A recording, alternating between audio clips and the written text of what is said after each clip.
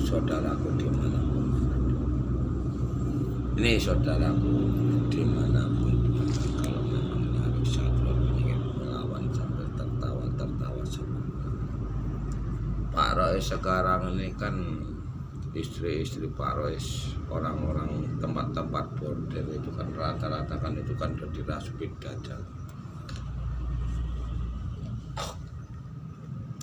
Dajjal atau iblis. Ini ulah-ulah perdukunan, ulah-ulah dukun dan kiai itu yang merasa dirinya kebal. Jadi anak buah mereka itu disebar di tempat-tempat pelacuran. Jadi pelacur-pelacur itu nodongi uang-uang orang-orang cari makan. Karena Pak Rois yang membongkar kedok kejahatan mereka di lewat media. Pak Rois ini sekarang ini dijepit, digunting sama orang. Kalau mampu, kalau bisa orang-orang itu mau membunuh Pak Rois, membunuh secara halus, nggak sanggup mereka memasukkan racun ke dalam minuman Pak Rois. Jadi di belakangnya pelacur-pelacur ini ya dukun dan kiai, preman-preman bejat itu. Itulah yang disebut PKI ini. Markasnya ada di tempat-tempat pelacuran itu. Kenapa kok Pak Rois ngomong itu? Pak Rois mencoba untuk sabar, mencoba untuk diam, tapi mereka nggak bisa kita diam. Ini salah satu mata-mata mereka yang mata-matai Satrio Piningit Muhammad Rois sudah lapor sama tuannya. Tadi Pak Rois sempat pitam sama mereka kan. Sempat petam Pak Rois tadi. Jadi saudara-saudara kita yang awam itu ditundukkan, dipengaruhi baik secara lisan maupun secara gaibnya. Ini yang bikin masalah di negara kita. Saudara-saudara kita yang awam nyari kerja, cari makan, ditundukkan, dipelet, jadi otaknya hanya mikirkan pelacur-pelacur itu terus. Jadi Pak Rois mau nggak mau sekarang ini udah wajibnya angkat bicara.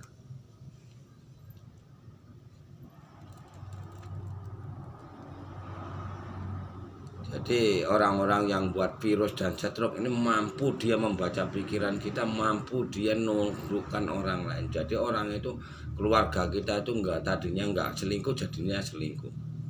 Nah ini yang sangat berbahaya di negara kita. Inilah yang dibilang orang berbuat jelek dipuja-puja, orang berbuat baik ditindas. Jangankan orang awam, manusia yang ilmunya tak tertandingi di negeri ini aja mau dilawan sama mereka. Sengaja mau dihancurkan. Tadinya Pak Rois itu mencoba untuk nyindir aja, cukup disindir, sanggup nggak disindir, bisa nggak disindir. Rupanya nggak bisa disindir. Tetap dia akan nikam kita dari belakang.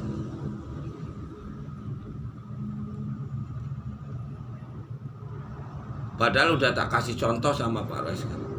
Kemampuan Pak Rois itu udah tak kasih contoh alat penghancur alat vital di kemaluan istri Pak Rois yang namanya Siti Rahayu kalau di Pekanbaru ini tentu contoh. Padahal begitu gali langsung hancur dan mati. Itu kodamnya belum begitu kuat, tapi udah sanggup bunuh umat manusia. Sekarang ini yang namanya Wiwinar yang di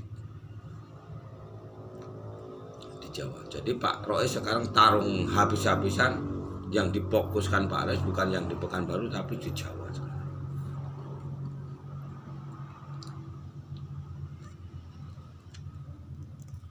Semalam nomor telepon istri Pak Rois yang di Jawa itu sempat dicuri dari HP-nya Pak Rois ini.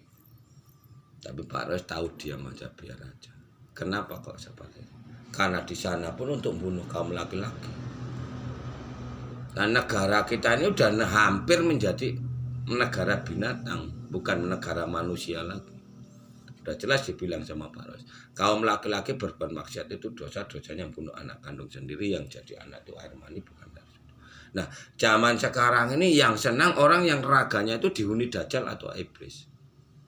Sementara orang awam jadi korban. apalagi kasus narkoba di Pekanbaru Riau ini. Polisi yang awam ditundukkan, kalau nggak tunduk nggak mau ditembak mati. Berbahaya nggak sekarang ini? Jadi kelompok kejahatan ini bukan hanya kelompok yang dari Jawa yang namanya Habib Rizik aja. Makanya tanah Jawa itu gembar-gembor ilmu dari Jawa Timur sampai Jawa Barat. Tapi yang terkenal itu pelacurnya malah. Padahal pelacur ini jelim orang lain.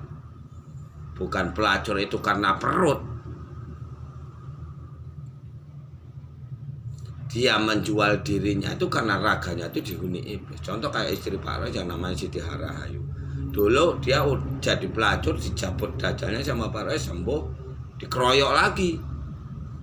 Nah sekarang ini preman-preman itu yang centengnya pelacur yang di belakangnya ini tadi berusaha mau nyelakai Pak Roy. Padahal udah banyak makan korban. Makanya preman-preman yang kerasukan dajjal atau iblis di Pekanbaru ini udah mulai kurang. Sekarang Pak Roy bertempur melawan yang di Jawa. Jadi Pak Roy ini menghancurkan dukun dan kiai dajjal yang di tanah Jawa juga di Pekanbaru. Ini yang sangat membahayakan umat manusia. Orang-orang yang bisa membuat stroke dan virus ini tadi, dia memang lisannya ini bagus. Lisannya bagus, tapi dia serangannya tetap secara halus. Kayak orang kerja nyupir ditundukkan. Bukan orang kerja nyupir itu melonte ini karena keinginan dia sendiri. Kalau keinginan sendiri itu kan sekali-sekali. Ini ditundukkan. Jadi otaknya nanti kerja nyupir otaknya sama perempuan itu terus jadinya seperti itu. Kenapa kok Pak Ros ini sekarang diangkat bicara di media tentang pelacuran sama tentang narkoba ini tadi? Karena orang ini nggak bisa dinasihati. Dia akan bunuh kita secara halus itu. Kalau kira-kira kita membahayakan dia, langsung dia tuh nyerang secara halus. Nggak mampu secara gaib, dia mau dibunuh secara pakai racun. Karena dia nggak tahu, nggak sadar kalau penangkal racun itu tadi ada di susu atau air kelapa muda. Makanya negara kita ini sangat berbahaya sekarang ini. Mana orang-orang spiritual ini tadi? Kenapa kok kita nggak berani bumi hanguskan mereka? Dibilang sama Allah kita itu ibu bumi bapak angkoso yang menguasai raga dan jiwa kita. Itu Allah kita. Kaca dulu papat 5 pancar 6 raga 7 semua. Malaikat itu hanya ada 4. Kakang kawah adik-adik bantal ketir bupak pusat. Tadi mungkin kalau orang itu berani angkat bicara, mungkin Pak Ros sudah berantem sama, udah ribut. Sempat ribut tadi mungkin udah bisa langsung dijebloskan ke penjara atau dilaporkan ke pihak yang berwajib kalau masalah narkoba. Jadi langsung ditampilkan nanti ke media sama Pak Ros. Ini sekarang nih Pak Ros patuh terus kayak mana dia.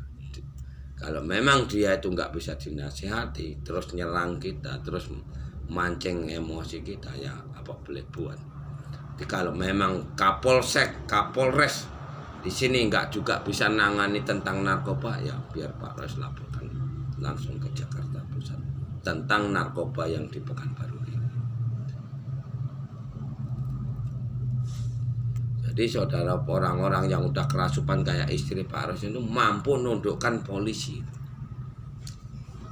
Dulu yang namanya Siti Rahayu itu sebelum dikunci kemaluannya, melawan sama Pak Ros. Nah, sekarang dia itu bersama-sama dukunnya yang namanya Herman. Dan yang digauli sekarang ini istri Pak Ros itu lubang pantatnya, bukan lubang kemaluannya. Kalau yang namanya Wiwin Winarti ini lagi proses, lagi tarung besar-besaran sama Pak Ros. Makanya yang namanya Wiwin Winarti itu yang orang Jawa itu, ini yang tak kasih tahu di media kan. Dia lagi sibuk ini nyari dukun dan kiai. Sementara komplotan pelacur yang di sini berusaha juga membunuh Pak Roy secara racun, tapi semalam ketahuan. Tapi kebodohan Pak Roy, kenapa kok racun itu enggak Pak Roy ambil yang ditaruh di kopi itu tadi kan? Aturan Pak Roy ambil itu tadi. Pak Roy ambil, baru dimasukkan plastik, laporkan ke polisi. Aturan seperti itu. Karena ada jelas BP-nya. Ini kebodohan Pak Roy, sudah berkali-kali Pak Roy kayak gitu. Nah, nanti polisi itu kayak mana tanggapannya? Ditangkap enggak sama orang nih? Nah, enggak tangkap langsung dimasukkan media.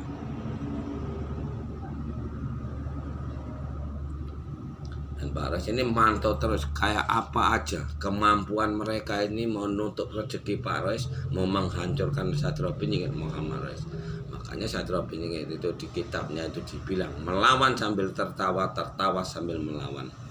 Rupanya tempat bajingan ini tadi, tempat iblis ini tadi ada di tempat pelacuran. Belakangnya ada kiai dan dukun. Jadi iblis ini tadi untuk ilmu pelarisan. Nggak taunya cara kerja iblis ini untuk menundukkan orang-orang yang cari makan ini tadi. Jadi mereka jual diri itu bukan untuk karena perut, karena dalam raganya itu udah diuni iblis atau dajjal. Bahkan polisi, tentara aja yang awam nggak tahu sehingga dia mampu ditundukkan. Kalau mereka tahu, kurasa mereka akan dibunuh secara keji juga. Polisi dan tentara ini tadi akan dibunuh secara gaib juga. Makanya pertempuran dari zaman ke zaman itu terus terjadi di negeri kita ini karena nggak ada satupun tahu akar permasalahannya ini. Kalau iblis itu menyusup ke dalam tubuh umat manusia, nggak ada yang tahu sama sekali. Makanya kejahatan, kezaliman, tempat-tempat bordel, maksiat, perselingkuhan itu merajalela. Yang sangat membahayakan umat manusia sekarang ini bukan di tempat bordel, tapi janda-janda itu yang nggak mau nikah itu udah jelas mutlak untuk giliran sama mereka. Assalamualaikum warahmatullahi wabarakatuh.